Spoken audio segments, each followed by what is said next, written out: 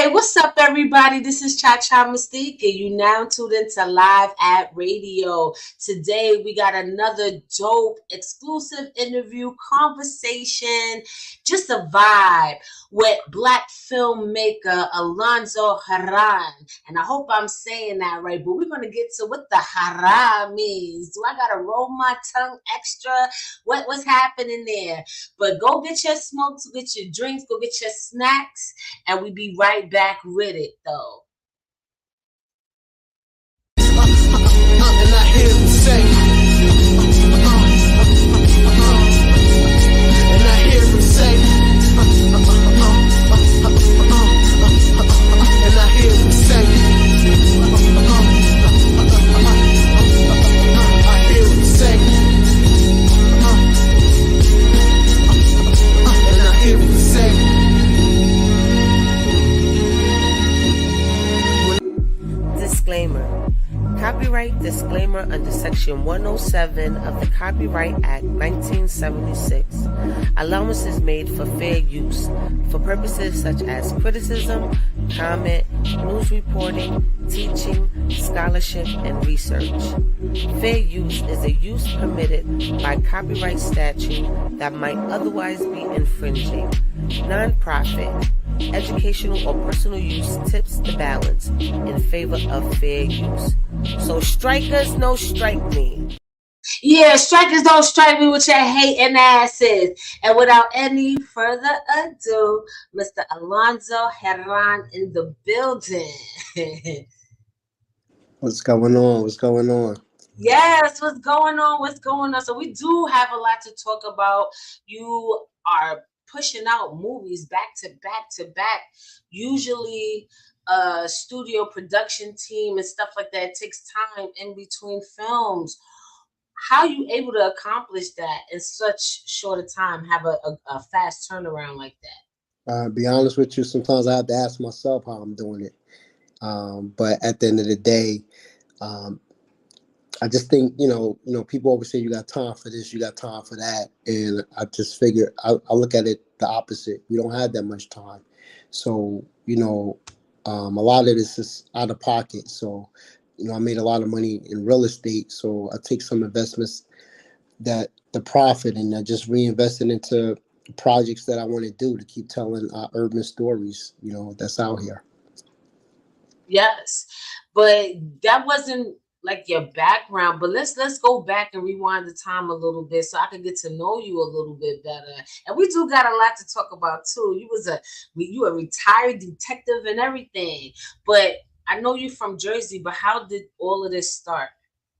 But nothing I've done in my life was ever planned. It was just, it just wound up situations like when I was um, in my younger years trying to figure out what I wanted to do or what direction I was going. Um, of course, you fall in love, and I wound up having a son at 20 years old, and I had a mentor that died, and pretty much he just told me he seen something in me that was bigger than just being out here on these streets and trying to live a lifestyle that I knew that wasn't meant for me. So I wound up taking it was opportunity where I got into politics and I landed a job at City Hall, and then I wound up just taking a chance applying to be a police officer. And growing up in Newark, coming from the project area, people don't we don't look at that like want to become a cop. We look at that, you're cops are this and cops are that. But what I was told was just be yourself. Continue to be yourself. Don't let the badge and the gun change you. And that's what I did. So I went to the academy. I opened up opportunities for me and my son, the benefits, and got my credit together. And pretty much, I realized that one income wasn't good enough for me. So, and hustling has always been in my family. So I got into real estate. I got into it at a time when the market was down, and I wanted to meet investors, and guys started putting me on and stuff. And And, I just kind of took off from it, and I just up to this point. Yeah, But but so, wait. Before we get into the real estate, because I do want to talk about politics and you joining the academy and stuff like that. Was you trying to like run for office and stuff like do all? Shout out to do it all out there in Jersey doing big things from hip hop to the office. Hopefully he'll be president one day. Was that ever your mission or some kind of aspiration, like actually sitting in the seat running things? it still is actually. I do plan to run next term. Either I'm going to run back in Jersey, up in Newark, for councilman, or I'm going to, I kind of moved out to Georgia, so I'm out here connecting with different politicians out here. So it is my last hooray, I say, my to complete my legacy. So that is one of the things I want to end my career off as a politician. Yes. But not to try to test your gangster, cause I'm not trying to say your pimp hand ain't strong, but you got like a laid back persona. You know what I'm saying? And you very creative. I notice people who involve themselves with politics. They may be creative as far as being political, so to speak, but you have a different perspective. How you able to balance the cruel nature of politics and be able to remain true to your art form of expression? Because you have to be true to yourself for one, and you have to treat people like you want to be treated. Don't get it twisted, and don't get it wrong. I tell everyone, but a lot of us, the minority, always say, "Oh, I don't do politics." The reality is that all politicians are crooks, and they this and they that. Let's be honest with you. If you're a politician and you're doing 70% good for your community and for the people, then you owe yourself that 30%. You're going to take care of your family. You're going to take care of your friends. Shame on you is when you leave that office and you don't have nothing to show for it besides just a title. I'll be damned to say that I won't be a councilman and won't make sure that I have opened up other doors or have made some type of deal or arrangements where I am off at something, not stealing, but doing it the right way. So I know I've been in this game for over 26 years. I've seen people that have been in office for over 20 years, and the day they retired or they got they didn't win an election, they don't have nothing to show for it. Matter of fact, they lost houses. How you been in power 20 years through the economy that we went through, from ups and downs, and you don't have nothing to show for it. You can't take nothing lasts forever, and that's not just in politics. It's in the music industry, it's in the movie business. You only have your 5 minutes of fame, and you have to go out there and do what you have to do, and be prepared to change when change is coming. That's a whole fact, and I'm glad you brought that perspective into the situation. Um, what helped develop that mind frame? Because that didn't come out of nowhere. That had to come through experience, especially being a detective. What were some of the things that you have had to deal with fighting crime, basically, and then separating that stuff from your background? Because I know, you may have Newark, New Jersey, God damn it, that's all you got to say. Mhm. So how was you able to balance that? Well, I mean, like I said, I just woke up every day. I treated people how I want to be treated. I was also wanted to see people to do. I always wanted to see people to do better. Like, coming from the projects, like, we wasn't the poor of the poor, but I had friends that, they didn't have anything. So at the end of the day, they had no choice but to sell drugs because their mother was getting high, or their father was in jail. They had to, do certain things to get by. Some women was some girls was forced in that position to had to be, we call them the whore, or now they a thought. What I'm saying? Because the guy that was making money was giving a little money to the family so they could get by, but pretty much tricking off on a young girl. I mean, people always want to throw the dot or throw the stone at someone, but you never know what their story is or what they went through, to get where they at.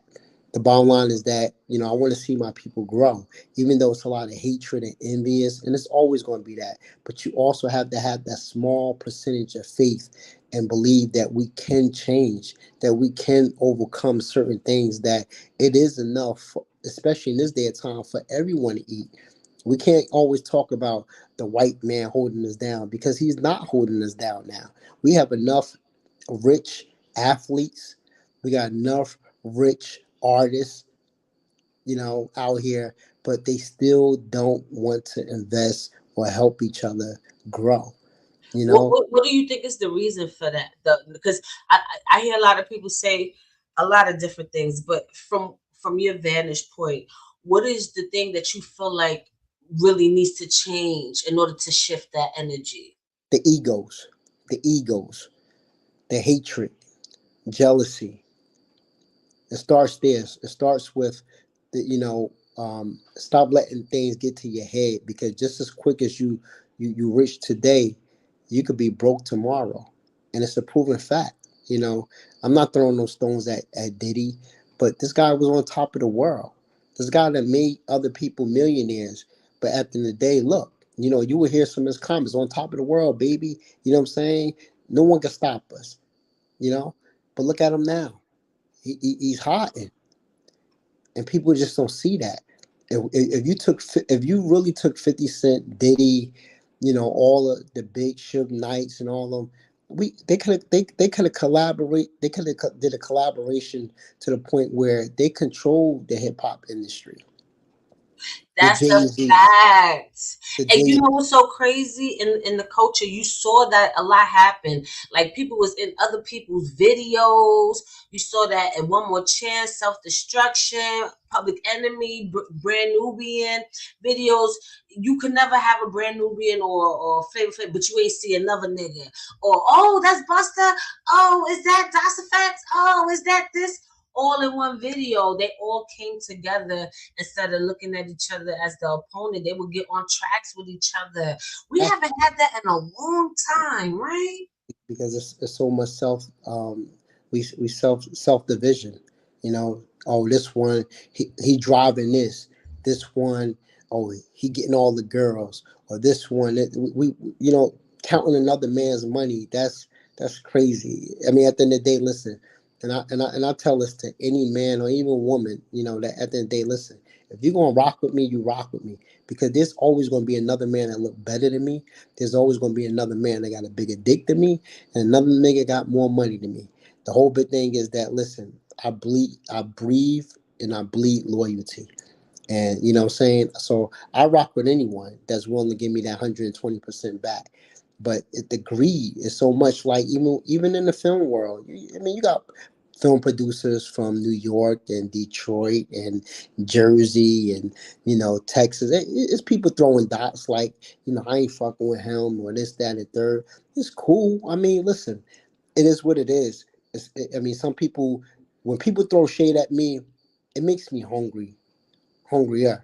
I just go back and just I get motivated off of it, but I don't come back to be like, oh, I did this, threw this back at you. It just pushes me to do better. But if we could all collaborate, all these big time independent filmmakers, yeah, they some of them made money on Tubi. They making money on Tubi, but imagine if we all could have got behind one project.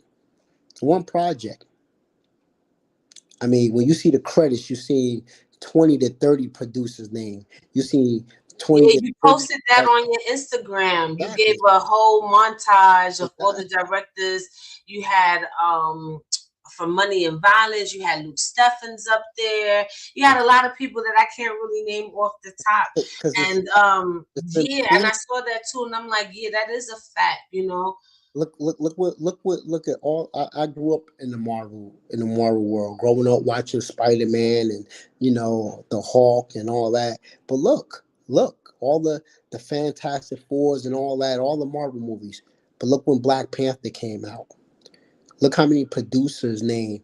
Nobody wasn't standing up and saying, "Oh, I did it. I did this." They all ate. They all ate. They all got their credit. You see what I'm saying? And we sold out. We was the most. With Black Panther made the most money in Marvel. So what did that do? You know what that did?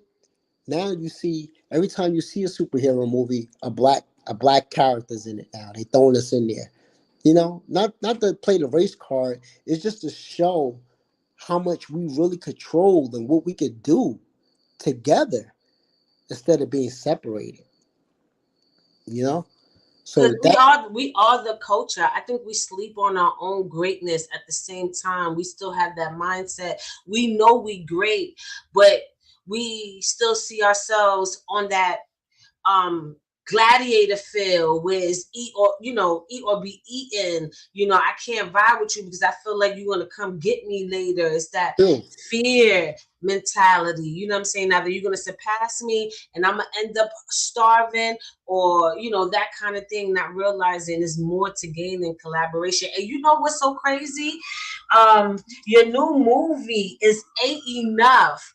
Ain't It's enough. on 6624. 2 plus 4 is 6. So it's 666. And even when you add all of Mm, those together, it's still 6. You know what that means? Divine love, collaboration, unity, teamwork. Yes. So the fact that you're talking about this right now, and the synchronicity of the new movie when it drops is actually crazy. But let's fast forward a minute and explain what's happening in the now.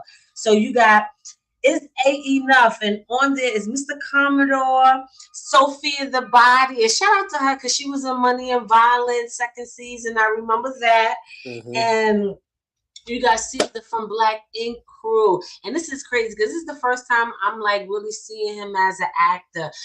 Can you tell me what it's like working with like influencers and them transforming into the world of acting? well, yeah. So when I first got into this business, I was like, going after the Clifton Powells and Mark John Jeffries and James Paris. I was going after you know um, J.D. Williams, Omar Gooding, Miguel. Clifton Powell, and we Yeah. gotta talk about him. But go ahead. So you know, as I started progressing, and I started realizing that these reality influencers, they they got a buzz, and the thing is, you gotta get sometimes I saw Mano when Mano was in my first film, Live with No Regrets, and he didn't. At that time, that was probably my first movie. It probably his first movie that he did. And then when I brought him back in King and Newark, because I seen the potential in him. I saw like, what, you good as an artist. Now open up another door for you. And he killed King and Newark. Like he came in to play the villain, and then after that, I started seeing him at like he was in the Tupac movie, and then he was on Tales, and he just started doing a lot of other film, which was good. I mean, that's what it's about. So the same thing I saw in him, like when I saw like I worked with Safari, and then I worked with Sophia. She was in King and Newark, and and then I met Caesar. My aunt knew Caesar, and we wanted to connect. And Caesar was supposed to be in another project that I did, but he was out of the country at the time. So I started seeing him and just was like, what, I see what you can do. Let's bring it to life now. So that way you open up other doors, not just known as a tattoo artist or whatever he was known for, but he's an actor now. Like Commodore, Mr. Commodore. When I met him, you know, really didn't know too much about him, but he had a buzz, and it was like, I worked with him. He was he worked a day in the movie called The Second Chance that we did, and then, you know, getting to know him, I was like just talking to him, and he wanted to do his project. So we was walking we was in the mall, we was downtown, and people would just run into this guy like you would have thought Denzel Washington was next to me, and I used him because that's the kind of attraction he was bringing. Like people run, let's get fresh, let's get that. So with that being said, it was like this guy has talent. And when I realized that he wasn't, even though he was getting all that attention, he was still willing to be on the ground passing out flyers. We did a comedy show. He was at the malls with me. He was downtown. He was on the street. Just like, some people feel like they too big to do that, and he didn't. So hey, listen, man, I was like, hey, let's connect, and we did it. We brought his vision to life. You know? Yeah, just like this is the trailer for Not My Day. You already had a feature, and you guys brought it back twice. So that was incredible vibe, and I'm actually proud because a lot of the people that were in the movie is frequent his skits throughout the years. So it was not only dope to see him, in this feature film, and it's centered around him, but he got his people up in there too. Like her, Shorty right here, Yeah, she stayed, yeah. in his skits and stuff. So I really love this. I love watching this. And what I love the most about like some of the people that he does mess with, they hungry. They like they don't think they better. Like Tiffany, I could talk to Tiffany. Tiffany been in a couple of little things in the projects with me, and but she's hungry. Like even I remember one time I was at the airport and I was leaving Detroit, and I seen Tiffany there, and I'm like, "What's up, Tiffany?" I'm like, "Damn, what you doing out here?" She like, "Nah, I just came from auditioning for one of Dennis Reed's movie." And I was like, "Oh, word!" I was just out here with him. Like that was the reason why I was out here. We was connecting. We was talking about building. So what that showed me, which when I do casting calls, that she could have got the role from not even going, because she could have did a self video, but she went out there. She took a flight out there. She paid for her hotel. Like she invested in herself. And a lot of these people, they want to be actors or actress, but they don't want to invest. They don't want to pay. They don't want to get the right coaching. They just want to come up thinking because they cute or they got a body and thinking they supposed to get the role. And it's not like that. Even you gotta get some type of training. You gotta work at your craft. And that's all I am. Like I ain't just shoot a movie just to say I did a movie. Each movie got better. Actors got better.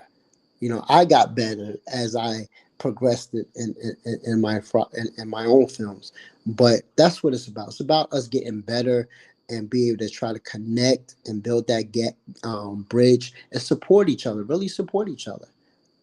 Yeah, and you could tell everybody's on their job. I think that's part of the reason why you able to go from Not My Day to Is Eight Enough in such a short span, because you just released Not My Day, Yeah. like a month or two ago, and then now we here almost at the premiere of Is Eight Enough. So talk about Eight Enough. What inspired you? What inspired the storyline to that movie, to that Um, film? so is Eight Enough? It's a suspense thriller, um, and it was a story that I pretty much that, like I said, a lot of us will know someone that experienced sexual abuse. So when I was growing up, I dated three girls that one, her father had molested her. One girl, another girl, um, we went to the same school, and she was my girlfriend. And come to find out, the teacher was sleeping with her. You know, and then her stepfather also was messing with her. So I had one of my closest friends in elementary school. He's a male Hispanic kid. We went to school together, and we had a Caucasian white teacher, and come to find out, she was sleeping with him. So I that's what I'm saying. What is up with all these freaky and decent And, adults? and Like, I, really? in Newark, New Jersey, you done seen a lot. You done seen, or you heard, or you knew somebody that went through something.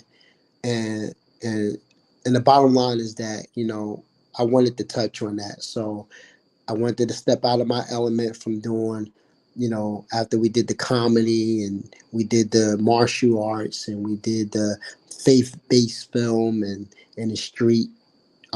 street action movies.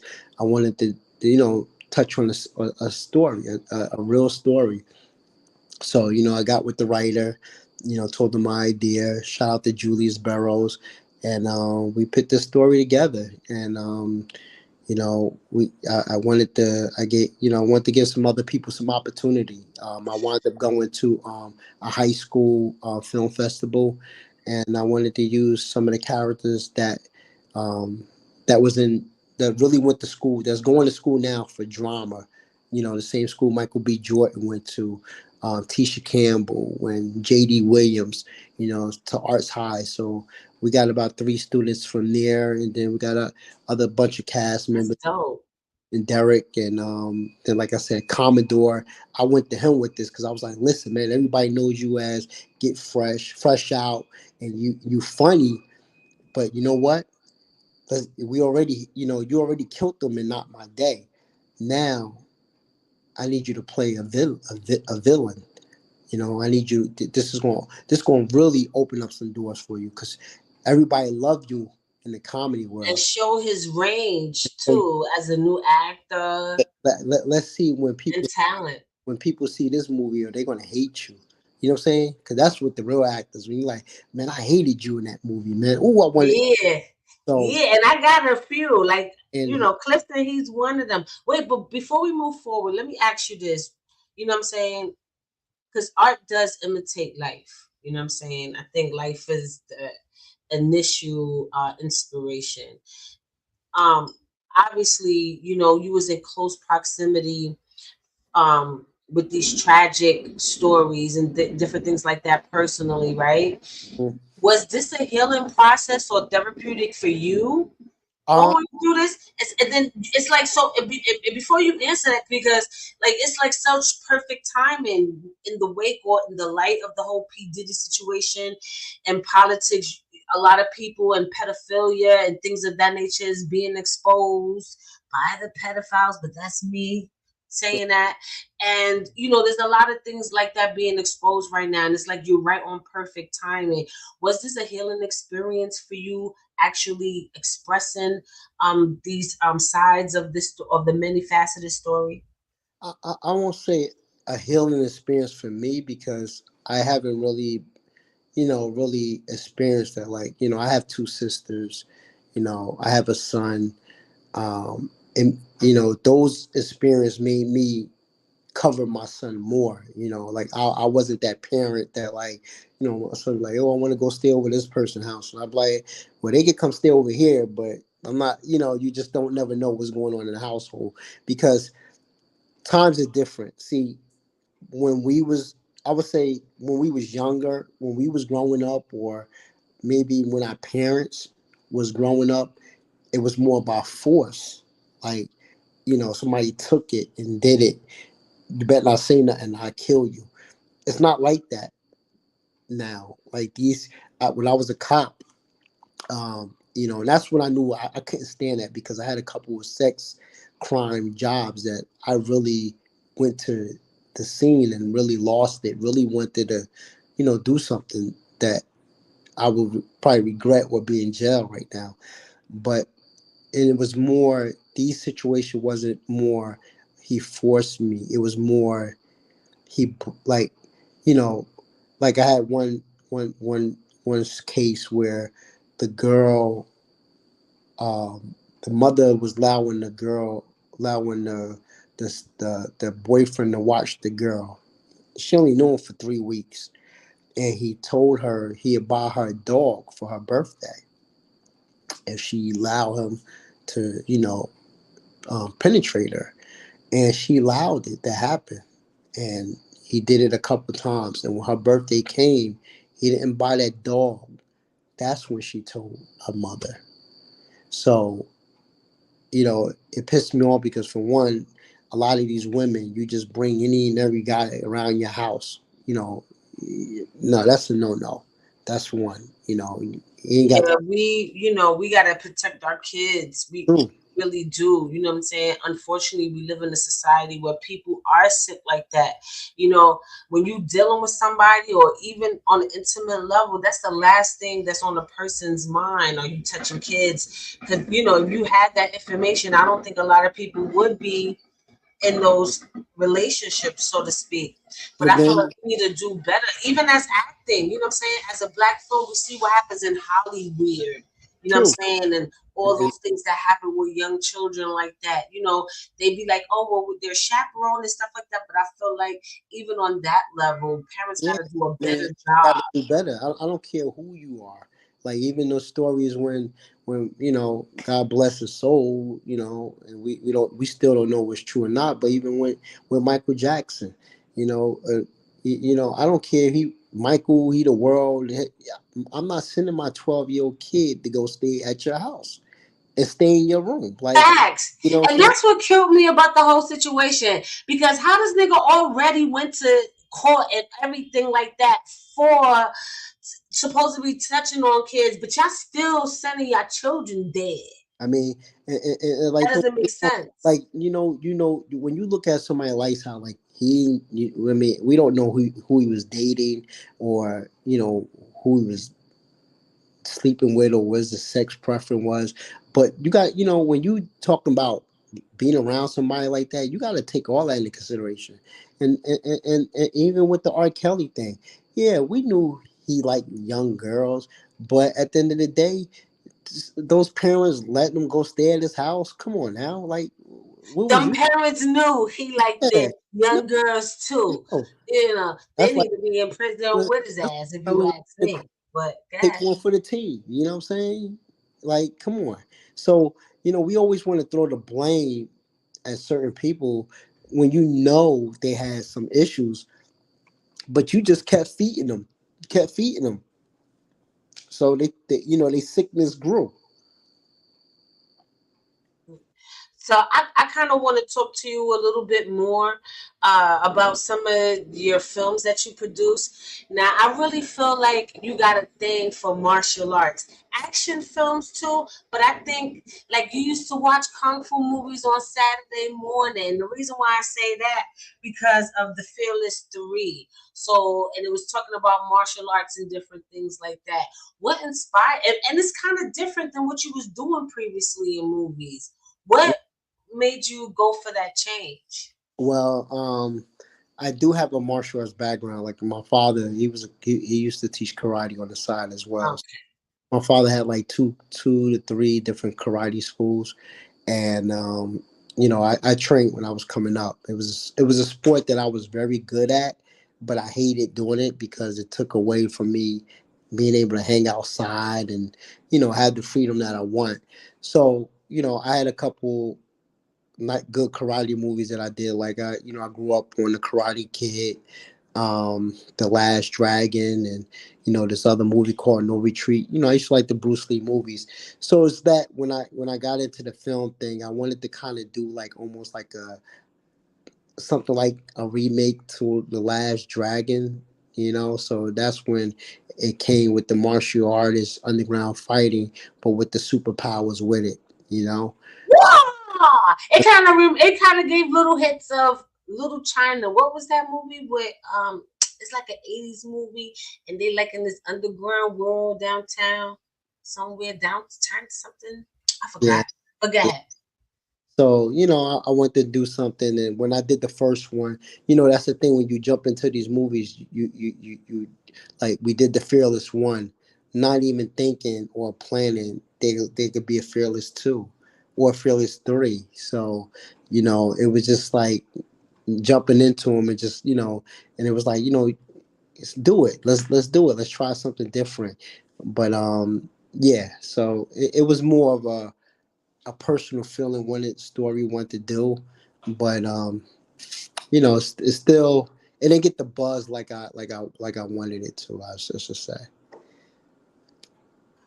Yeah, I know that could be tricky, but moving forward, moving you you also got another thing that you're shooting. So once you get from having the premiere of Is 80 Enough, you going into a new thing, King 3, with 5 mics and Fredro Stars in the building. Is Fredro Star in the building? Yeah, yeah, Frederick. Okay, Fredro Star. And I saw when you was doing the casting calls too. So it's like, do you sleep? Like, what's happening? Because I'm seeing that you shooting. You going from the premiere Thursday and you shooting Friday. Friday's my birthday too, so that's Oh yeah, pretty yeah. good. Look ahead. Birthday. All right. Ah, yeah, big Gemini energy. Good, good. Yeah, see, and that's the thing. Like I told you, sometimes I be like now I'm overwhelmed. Like honestly, I'm overwhelmed. Like I mean, I got real estate deals that I got to keep eyes on. I've been right now been scheduling locations and you know scheduling talent. Cause yeah, we you talking about the premiere on Thursday, after party, Friday, first day of filming. And I'm coming. I'm coming out there. Yeah, I'm acting South Dallas, crazy right? there. Yeah, it's lit. At Lit 21 too. After party at Lit. So go Yeah. ahead. So we got a big day. Friday, Saturday, and Sunday, and it's like how you gonna get it done, Lonzo? It's like how you gonna get it done? You know? But let me ask you something with that, because I do be looking at your videos and your lives and stuff, and sometimes you do be sounding and looking a little frustrated, like you're about to punch somebody in their throat, like you about to bring back that black belt and wah somebody. So like, and we in the age of mental health and always checking in and balancing things out and stuff like that. What do you do for Alonzo so you So can have mental clarity and rejuvenation to work on these projects? I'm glad you said that because um in the last I said the last 5 months, I pretty much thought I was having a mental breakdown, like depressed. Just depressed. Don't want to be around no one. Just people calling you, texting you, holidays, just staying home. Just working and just trying to do what I gotta do, and things wasn't just happening. So I am a true believer in Christ. Let's make that clear. Like I do know where I'm at in my life, where He got me to where I'm at now. But I had to honestly, I had to step back and really pray. I had to really get back into prayer. I work out. I go like when I come home from work, I power walk for like an hour, about 3 miles. I take that time out, but I mainly got into more praying and just trying to change things because people will run you crazy. Like I get so many, and it's crazy. It's not just family, it's friends. Always getting calls. Got their hand out, wanting something, and it's like, damn. What about a call? How you doing? You know, Everything okay, Lonzo?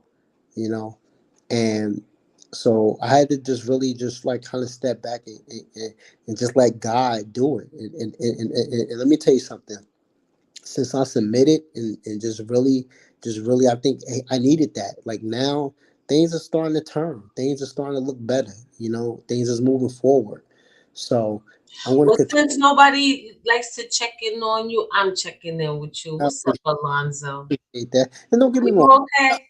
I got some people Okay. that really sincerely just care and I'm love. sincere. I'm sincere. Yeah, yeah, yeah, yeah. No, no, no. Don't get me wrong. I have those, but it's like that 80-20, that 80%.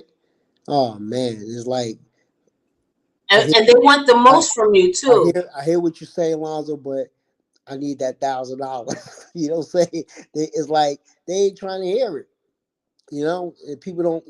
And people, and you know what? I'm a person like this. I live like this. I let people hang themselves. I really let people hang themselves. You know.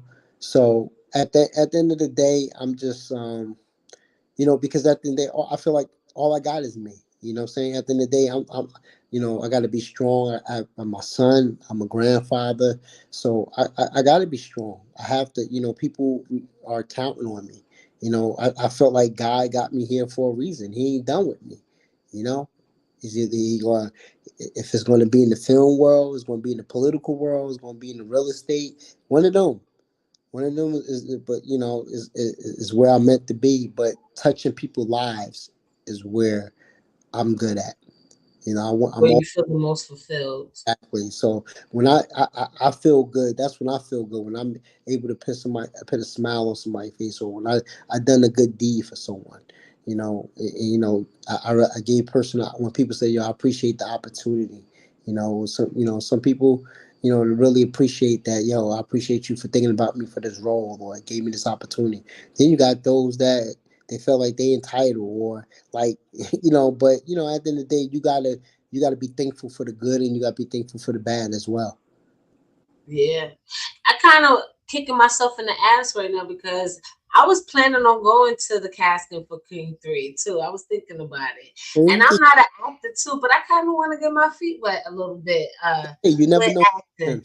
I'm gonna say this: a lot of these actors and actresses, like, and this is why I tilt my hat off to Detroit so much, because man, you got, we all got out. If you was a hustler, street hustler, if you was a worked at McDonald's, whatever. But a lot of a lot of them girls, they was dancers. You know what I'm saying? They was dancers. So somebody went to them. I don't know if this, Dennis Reed, shout out to Dennis Reed. He's one of the guys that's the heavy hitters that, started a lot of the film stuff out there. But I don't know if it was him that went to these girls and say, hey, listen, try this, be in this movie.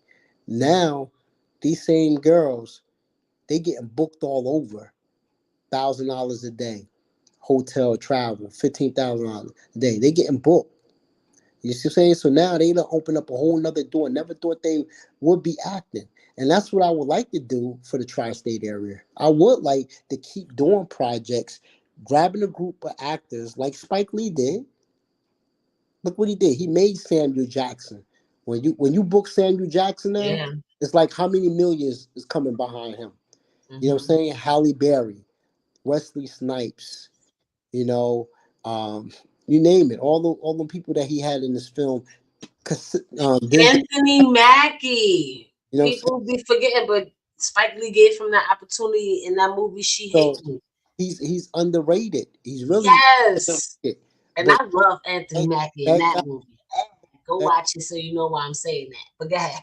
so that's what I'm saying. That I would like to keep building, our community up and giving these people opportunities.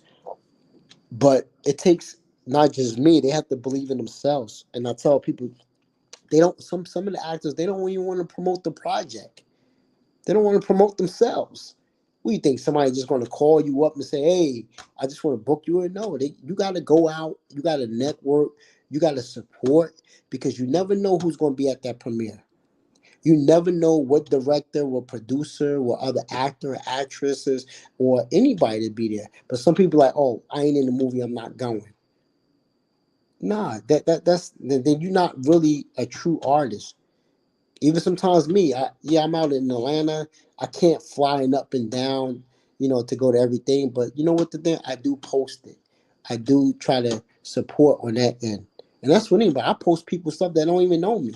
I might just see something like, yeah, I just repost it and say, listen, go if you in Texas, go check this out, go support this. I don't know him, but he's doing something right or positive. Why not? Why not? I don't have to know you to give you a salute, a shout out.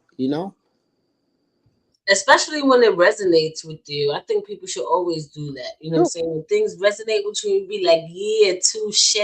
When you have those type of moments, yeah, let that out Yeah. more.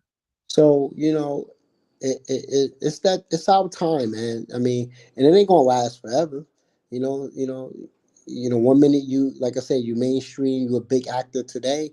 Then next couple years you might not be getting booked. Hmm. So you might have to step up behind the camera now, become a And that's when everybody want to have a conversation and shit like that. But it was a week ago you left me on red, nigga. yeah. What are we Oh, talking about? I get those all the time. People, when I first started out reaching out, I got my phone stay getting calls now. But at the end of the day, it ain't no tit for tat. It's just about the reality. Listen, if we could connect and work with each other, then if we could make it happen, we make it happen. If not, then you know, go on to the next. Yeah. I And I think it's that pride and ego thing you be saying, because sometimes, like you said, a lot of people, like your video, you was like how people prefer to rent a life. I love that video. That was, you was on point that day. On yeah, point that day. And he was like how, you know, people rent their life. And then going back to like the pride and ego, sometimes people be prideful and don't want to tell you they don't got it. Like, you know, you probably coming to them to collab or to invest in something with you or whatever the case may be, and a motherfucker leave you on red and lose out on a friendship, or because they be like, you know what, I'm unable to do this right now or whatever, because they don't want to look broke, or if they can't do it. Sometimes that hurt a person, because even if you can't provide financially, you could do something. You know exactly. what I'm saying? That's why I tell with any woman at all. Listen, you know, I'm going to be me. I want you to want me for me because I might lose it all tomorrow. Then what? Then what I got to stand on?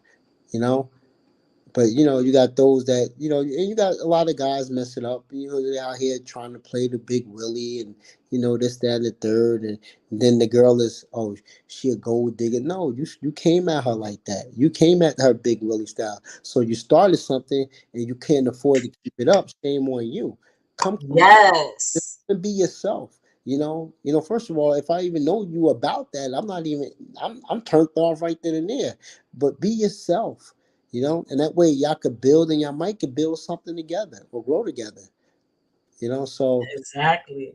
I just stay in my lane. I ain't all over the place, and I'm just thankful, man. I just want to be able to keep making more movies and telling our stories. But at the end of the day, like you said, you got to make it. Got to be worth it because like you said, I'm taking money from where I do make profit from, and then you can do these movies. And don't get me wrong, you at least you want to make because I'm not shooting. That's another thing. People be shooting these movies and salute them. I'm glad if you can shoot a movie for $10,000 or $15,000, I'll salute you. You must be the camera guy. You must be the sound guy. You must be mastering all that. Now, it's impossible for me to do that. It's impossible. The money I put into these films. It's a bag. It's a bag. And the thing is, when you finish it, you don't know what platform is going to go to. You don't, you just don't know. That's why my end goal is that I want to be able to get a 5 picture deal with like Lionsgate or a film company. I want to get that same opportunity 50 had. And You know, Lionsgate is good with black films yeah, too.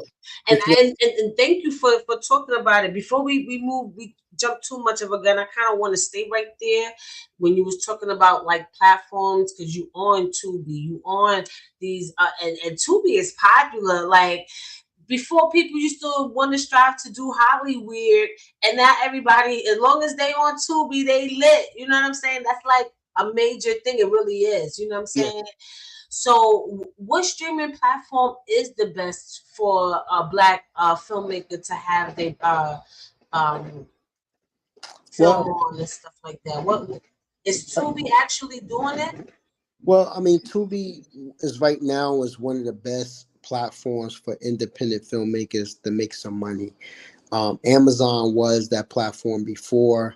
Then they dropped their rates where they was paying 15 cents per hour, and then they wound up going down to like a penny an hour. So nobody wasn't making no more money. Then Tubi came around like 2016, around that time frame when I heard about it, I was 17, and it was a new platform, and then Fox bought it. So it was like, it was an app share thing where you would make money from your commercials and viewers. I mean, it's decent, because it opened up doors for people that's making, that can shoot movies for real low, and if they really got it and they market it right and they promote it, they make some money. They make a bag on there. Now, I mean, there's so many filmmakers out here now. It's oversaturated. So, um, my recommendation or my vision would always to be when you finish with a film, you want to be able to go to a straight licensing deal where they give you enough, you know, what you paid plus some up front, and then let that, that be exclusive agreement where they have it for a year, 6 months to a year, and then you could go to other platforms that make your money. Your film should really live through about three different tiers. When it comes out, it should go to, if you could, but the film, not right now, movie theaters are closing and closing down fast. So, you would like to get a theatrical, even if it was a limited theatrical, and where you know what the film going to do. Then you got the online transaction where you can rent it, and then you go to a licensing unit, either BT, Hulu, Netflix, one of them licensing where you make money there, and then you will go to AVOD, which is App Share, which is Tubi, Amazon, Freevee. Now you got what's the other one? Um, the Fresh Prince is on the new Bel Air. What was the Peacock? You got Peacock that's doing some stuff now. So each each day And the Zeus now too. They starting to do. movies. Oh, I didn't know that. Yeah. So yeah, so that's what I'm saying. You got when people start seeing networks, new networks coming out, it's going to be competition, and it's like it depends on what kind of deal you have. You can have an exclusive, or you can have a non-exclusive, where you could be on multiple platforms at one time. I mean, it's all about marketing. At the end of the day, it's all about marketing, driving that traffic to whatever platform. And some of the platforms already have their own following.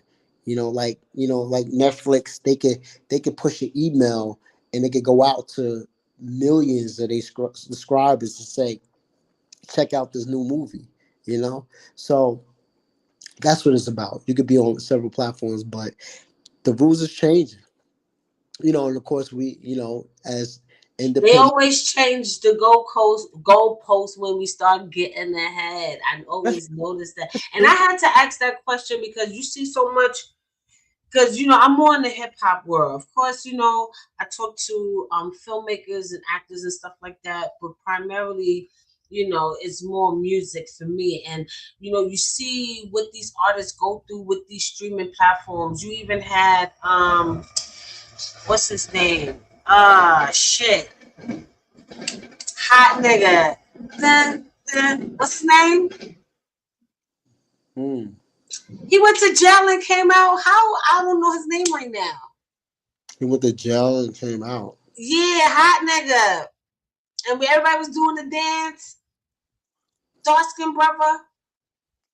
I don't know about that one. Damn, that's crazy. And you know what? It's gonna come to me in the middle of a sentence. I'm asking you something else totally off topic. Watch.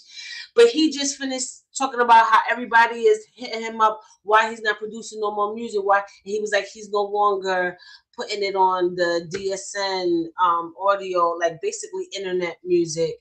He's not Mhm. uploading his music onto none of these streaming platforms. And I had to ask, if you guys were experiencing that same kind of thing. Doing putting your works out on YouTube and stuff like that. You hear people talk about YouTube. Is it kind of like the same kind of thing, or like Apple Music or podcast? Is it the same thing? Do you filmmakers uh, experience that? And I'm glad you answered that question because I think that's why a lot of people are transitioning to the film because they're not as successful as they would like to be doing music or anything True. else. What do you feel about that? Well, I mean, it's like this. Like, when you look at a basketball player, there's like one in a million every year that make it to the NBA. You know, so as a rapper, an artist, or a singer, the competition is high out there. So you got to be really putting in that work and really ready to go. You know, like 50 knew the way he had to come out. He had to attack everybody. He had to.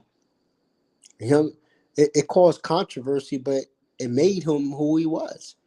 You know, so that's what you got to come out swinging. You got to come out to really be on top, or you just got to be saying where you really want to be. Like I didn't get into this film industry to make money. I didn't look at it like that. It was accomplishment for me. I mean, I don't know if you know, I wrote a book when I was a cop, and which is my first movie. It's called Living with No Regrets. It was an accomplishment for me to say I did a book and I did a movie at 40 years old, and I retired. You know, it was like this is what I've done in 40 years and my accomplishment. It was the passion and me falling in love with doing movies, taking the idea, turn it into a script, and bring it to life is what made me keep it going.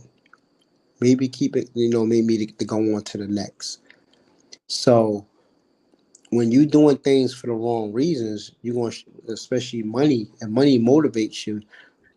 It's going to shortchange you in the long run because you're never going to be. You so focused on the chasing the dollar instead of focus on the craft. That's why when people always calling me, oh, how much you paying? I mean, don't get me wrong. I'm not expecting you to do nothing for free, but if that's the only reason why you're doing it, then I don't want to. I don't need to be working with you. That's a fact. Now, we're living with no regrets. A lot of people always prefer the book as opposed to the movie. There's only a few instances where the movie actually does the book justice. Do you feel like you had that moment? Which one you think was better, the book or the movie? And if not the movie, do you think it stood up to the book? Well, the book was very, especially people that know me, like really know, because it was somewhat had wrapped around some events that happened in my life.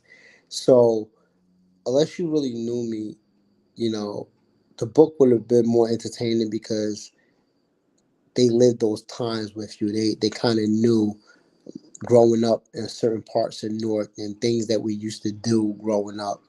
So and the book is always more detailed versus the movie. Yeah, it is. It But, is. but I think we did a good job, especially for my first film. I think we did a good job of really making the story what it needed to be. Telling the story. I think we did a good job with that. I mean, it was. I did get some feedback. Oh, it's in the middle. It was like all over the place, but regardless of that, people got the idea of who was Malcolm Graves. You know, So when King of North came through, which was the sequel, which was is the sequel um, to Living with No Regrets, but we named it King of North. Um, People knew the transition and the story of where he was going to next. So once you could follow one, you could kind of see it, and people loved the movie. Like King of North took off.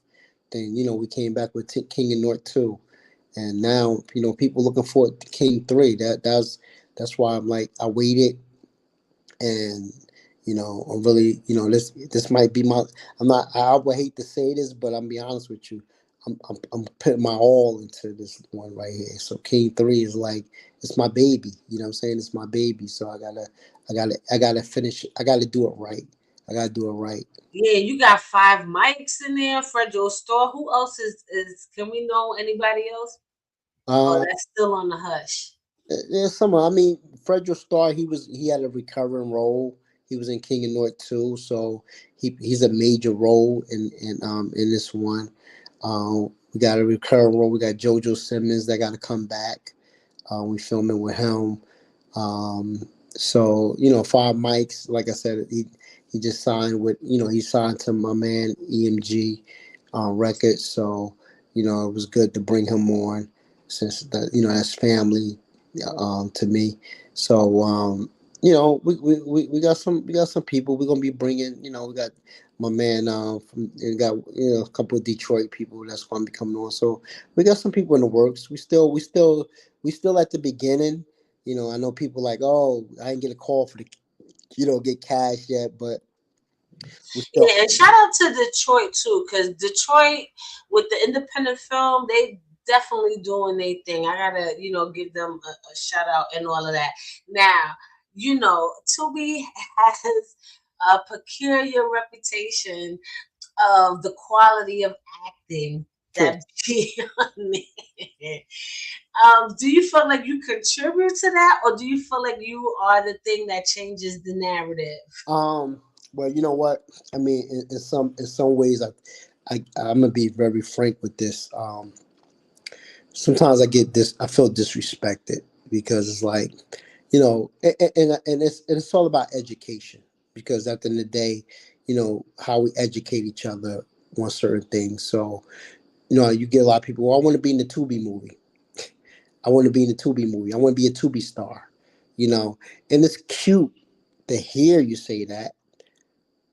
But the bottom line is that I don't shoot movies just to go to Tubi. Like, you know, my I know my quality control it could get clear for stars.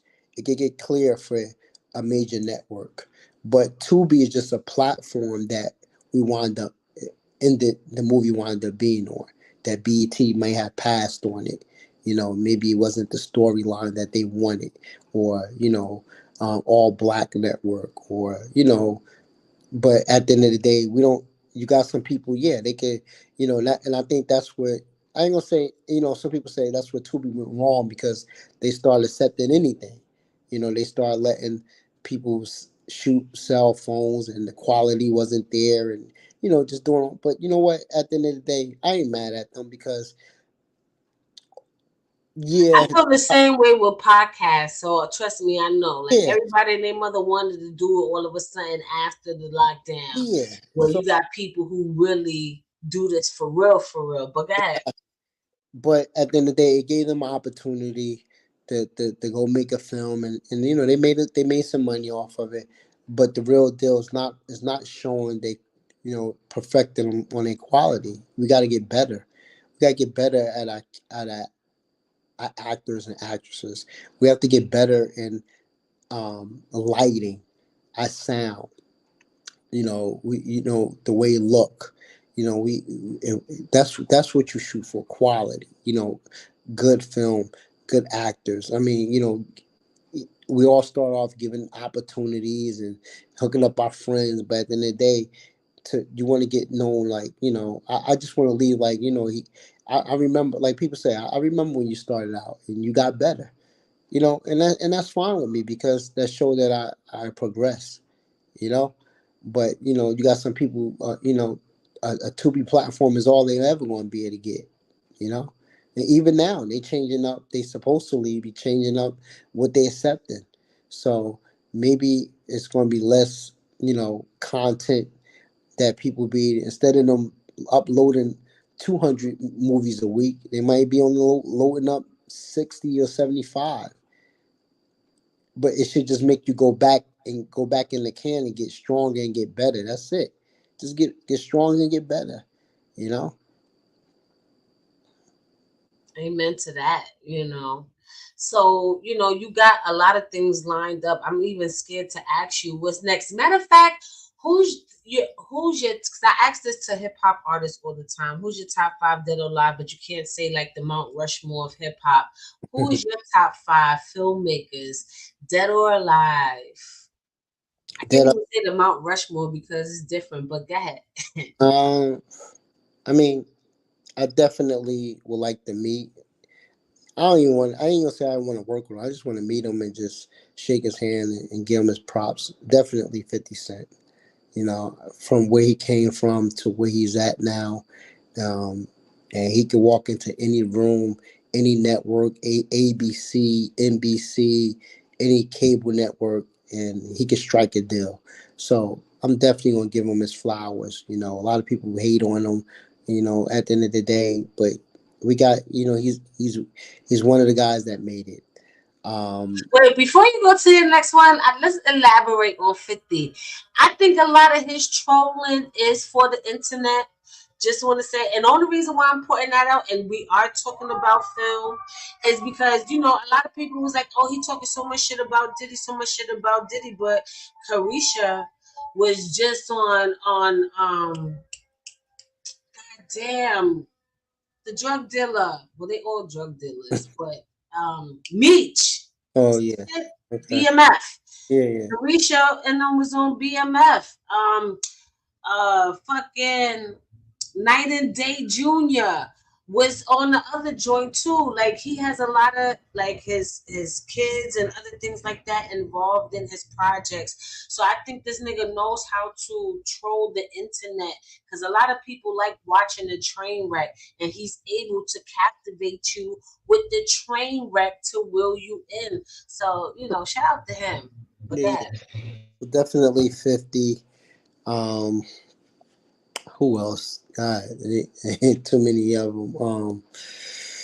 Uh, I mean, shout out, like I said, Dennis Reed. I respect him. You know, yeah, I'm sure he ain't perfect, and he went through some bumps and bruises, but you got to see what he doing over there in Detroit. He creating stars daily, and keeping content flowing.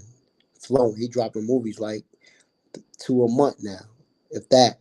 But so he's doing something right, is what I should be saying. He's doing something right. So definitely him, Dennis Reed. You got a couple people. You got Luke Stevens from New York. He stayed busy, humble. You know, um, me and him always collab and talk with each other and share each other ideas, and hopefully we will work together on a project soon. Yes, shout out to him. I was remembering back when he was did Pray Before You Eat. That's around the time when I first met him. So yeah, and then he got Vibes in Jamaica Queens. I thought, do he still got Vibes? I don't know, but he had a restaurant Vibes. I remember they used to have karaoke over there. So yeah, salute to him. Yeah, Lou. I'm pretty sure Lou be there on Thursday. He's been supportive. He comes out and support as well. Um, Shout out to Mega Mind Media, Trezor, no Don Lee. They've been doing their thing. They've been in and out. You know, bringing them to BT, Tubi originals. So, you know, they doing it.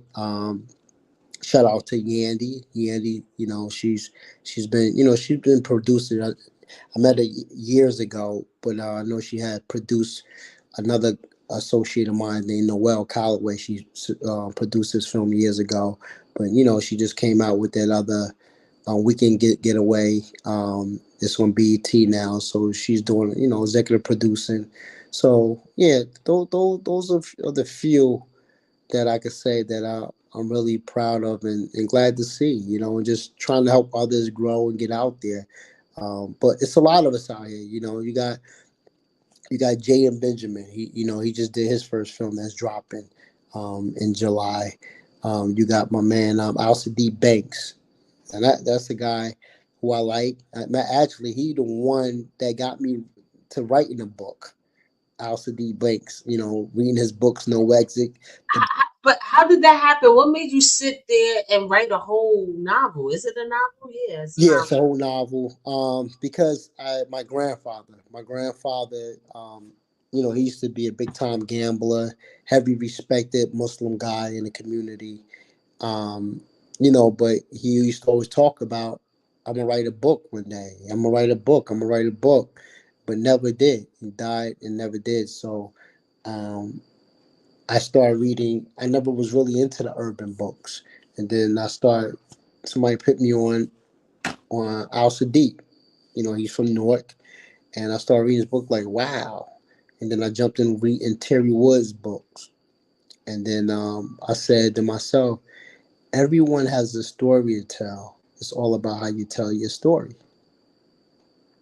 So I was inspired by him, and we still today we talk. He got a film coming out, Sincerely Yours, and so you know, listen. I mean, the Jersey, New York, the world got talent, man. The minorities, we can do our thing. We just need to rise above this, man. Rise above the hatred, and just say, listen. And don't get me wrong, everyone can't work together. Don't get me wrong. Sometimes you just can't. You are. We just can't come together. But we should be able to. Like I tell this to my staff. We don't have to like each other. We don't have to get along. The main thing we should be able to do is respect each other. That's a fact. You know, respect. So, Because respect goes a long way. And let's keep it you know, real. Like a lot of people, especially when you are independent producer of anything and you're black, you don't get a lot of grace. Like people will go to these 9 to 5 for these corporate people, and they got a shitty historic background. This is generational money that had your grandparents and grandparents and grandparents, enslaved or, going through some things like that. And people will bite their tongues and, grit their teeth to go to work faithfully every day, hate their boss or whatever, but purely adequate at their job like no other, and hate their boss. And I feel like, you people bump heads and have disagreements and things like that. Why independent entrepreneurs, filmmakers, musicians, whatever, can't have that same type of grace that people would give to corporate America or anything for that matter? I think that shit sucks. But go ahead. true. So, we have a lot of great talent. I want to give a shout out to my man Rock Davis. He's been directing a lot of you know music videos with big talent. Maybe Mary J. Blige, The Lots, and he shot his first feature a year ago, year and a half ago. Now he's doing that. He's doing something that I would be doing if I was still in Jersey right now. Is that he created this thing where actors could come in and get that experience. Develop their characters. So he's doing something real good that I respect. But just think of this. Just think of this, because you from New York, right? Now I can speak for Jersey. I can speak for Newark, and I can say, I put enough work in. I put enough work in Jersey to the point where, yeah, some people might not come support because of the fact that I put in so much work, But just imagine this from New York. Look, and it's my man. We've been talking. Just imagine what Mo did with Money and Violence, and I bring King of Newark, and we made a series or a movie that connected. You can imagine what the numbers would do. It will be insane because I'm a money and violence fanatic. No, Shout out to Ace General. That's the bro. But go ahead. and shout out, and I was just about to shout him out. He's getting ready to host, the At Apollo, the Apollo. with five mics and EMG is doing. But just so him alone, like as a promoter, because I started out promoting parties, so as him being a promoter now, and just he just go hard on everything he do. So I got to give him, I got to throw him a bag so he can promote my next. Yeah, it'll be worth it Yeah, because no, I've no, been knowing Ace General since 2016. yeah. So you got guys like him, like you got like NJ Soup. He killing it right now. Yeah, MJ Soup. Shout out to And him. I'm yeah, familiar. humble guy. He's always, if I text him, he'll respond, or we see each other as all love. These are people that I give respect to, man. I look up to, even Mission Entertainment. My man Sharif. He was the black and white fair king. He was doing, a decade he was knocking them out. So that's what it's about for us to keep going, and who was our icons coming up, and who we could keep pushing, so we could keep opening up them doors for the next, so people get grow and get better.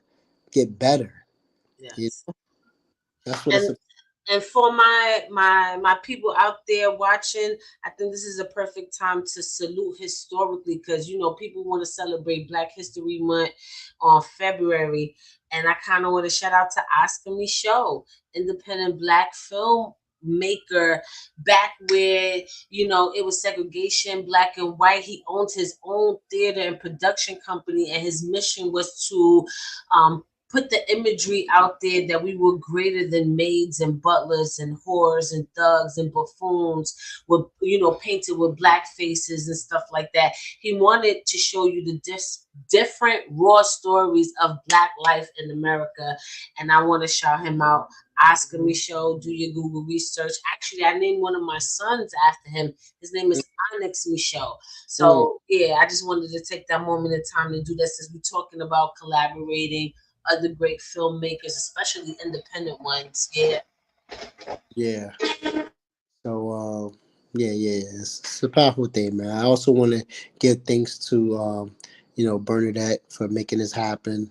Her company. She's definitely been Yes, uniquely she coordinated. coordinated. Yeah. She out here doing her thing, and with her artist Dice Money, and why, that who also featured in is Eight Enough on Thursday. Listen, the bottom line is that whoever's listening, whoever's watching this, all I'm saying at the end of the day, if you can't attend on Thursday, I appreciate hit me up, repost the trailer. I'll send you a poster, just show some support. That's all we're looking for at the end of the day.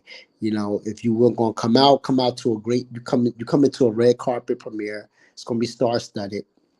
You're gonna go to an after I party. gotta look nice. I gotta, have my little chic Get digs the mingle, on.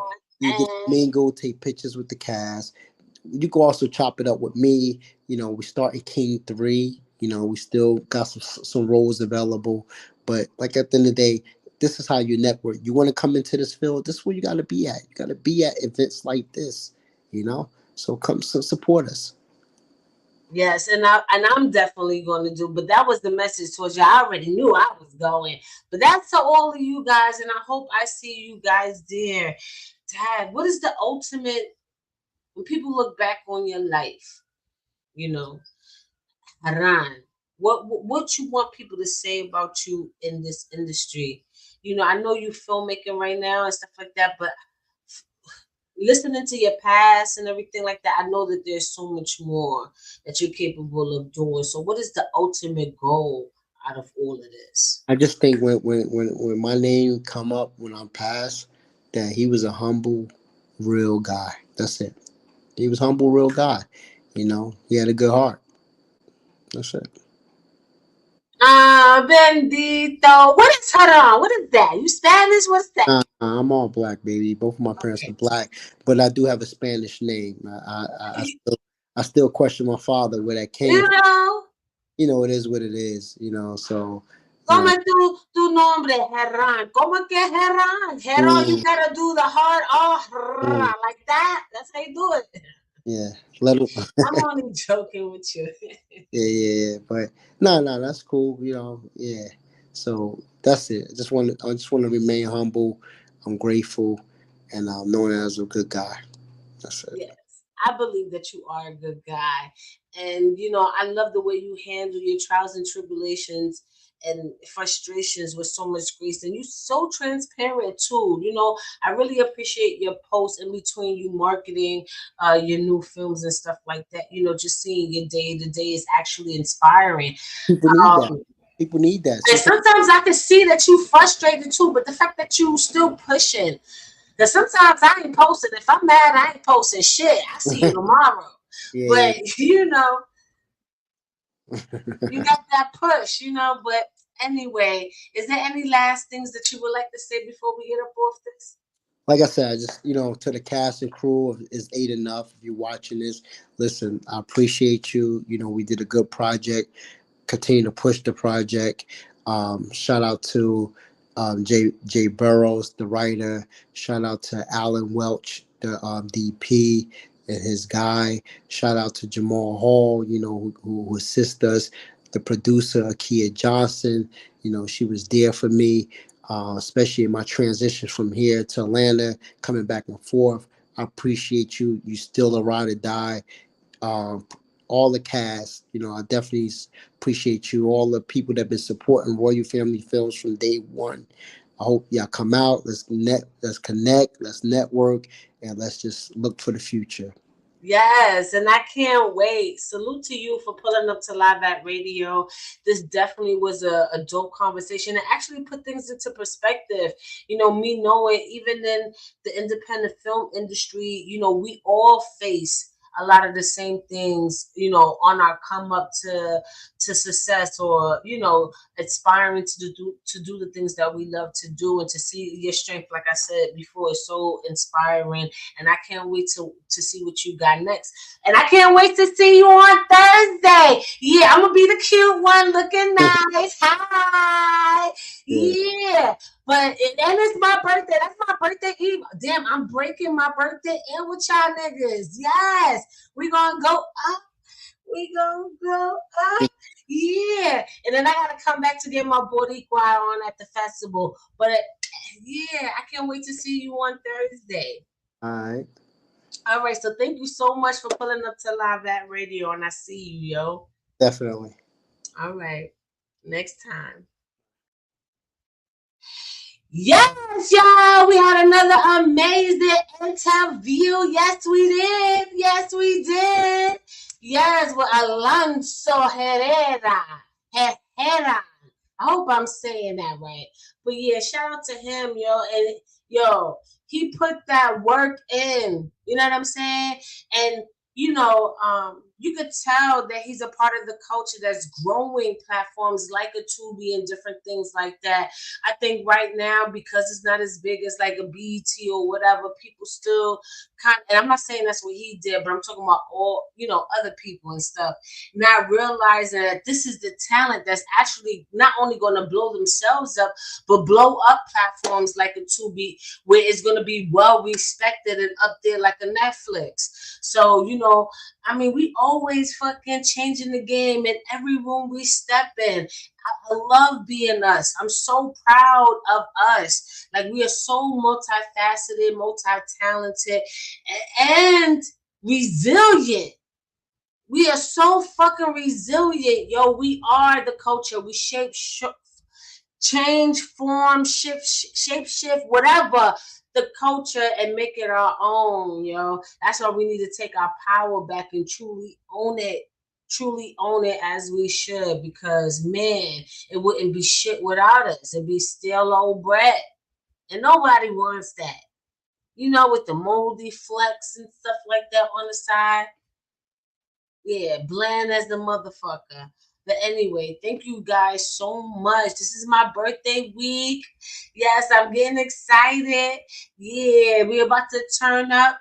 Shout out to Uniquely Coordinated, Bernadette, for all that you do. I'm truly grateful for our relationship, and I can't wait to see what else we're able to produce and come up with. And to everybody else, stay resilient and diligent when it does come to your dreams. Nothing in this industry comes easy. You're gonna get frustrated. You're gonna get tested. You're gonna be broke. You're gonna have people playing in your face and stuff like that. But at the end of the day, keep producing. Keep creating. That's going to get you out of that depression. It's going to get you out of the funk. It's going to get you out of the mood of uncertainty, because sometimes you don't be certain. You don't know if a project is going to make or break you. But you got to know that at the end of the day, it's going to be okay. You got to have faith in that. You got to believe in that shit more than you believe in God. If you want it to really work out, if this is what you say you want to do, if this is who you say you are what you do, period. All right? And fucking art imitates life. I don't give a fuck what nobody say. Art is the thing that imitates life. Life happens first, and then you're able to express that experience through whatever creative media that you're talented at. But at the end of the day, an idle mind is a devil's playground. And in order for you to shut that out and get out of stagnation is through creation. Now, I hope you guys take that with you and go create. And until next time. Thank you for watching. Like, comment, and share. But most importantly, subscribe and hit that notification bell. ChaChaLive.media. Let's get it.